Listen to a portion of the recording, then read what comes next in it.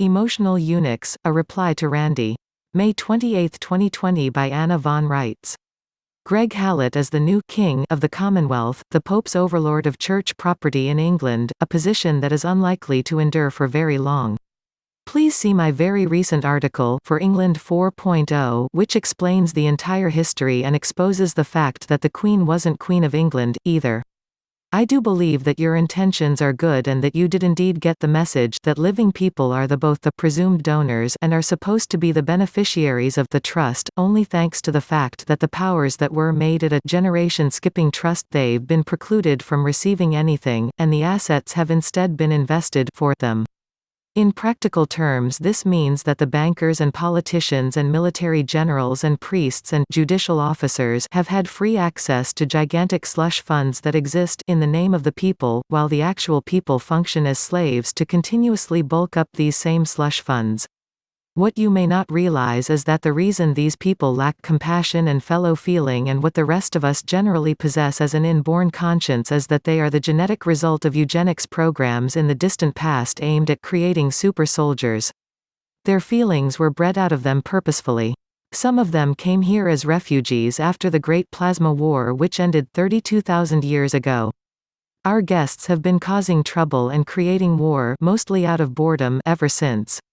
They were supposed to leave and go home in 1913, and have overstayed their welcome. Instead of leaving us, they decided to invite more of their kind to settle here.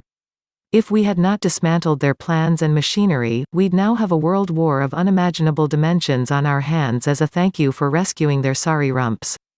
Perhaps it would help your friend G.B. to simply realize the truth about who, and what, his ancestors really were, the fact that he is missing a crucial part of what it means to be a man through no fault of his own, and that he can have that part of himself restored to full function, if he will simply accept help.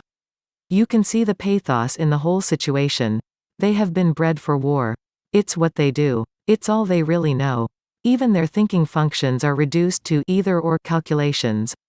That's why they are always creating two sides to everything.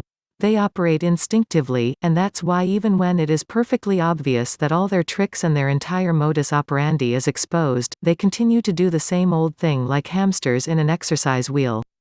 Once we wake up, they are no match for us, and as we start giving them their orders they naturally fall back in line. They might resist. They might disagree to some extent. But they don't have the true command functions that normal people possess. Instead, they've got a command structure, and when that disintegrates, as it is right now, they are lost as kids in a department store. I am not among those that want vengeance. I realize that these people came to power by default. I know their limitations and how those limitations were built into them and for what purpose this was done. What I want for them is to see them fully restored to their heritage as men. I want their situation truly understood. And I want it corrected. With the technology now available, we can restore them to be and to function as the men our Creator meant for them to be. The castration of their emotions can be reversed, and for the good of all, must be. Links to Anna's articles and resources can be found in the video description box. Thanks for watching, liking and sharing.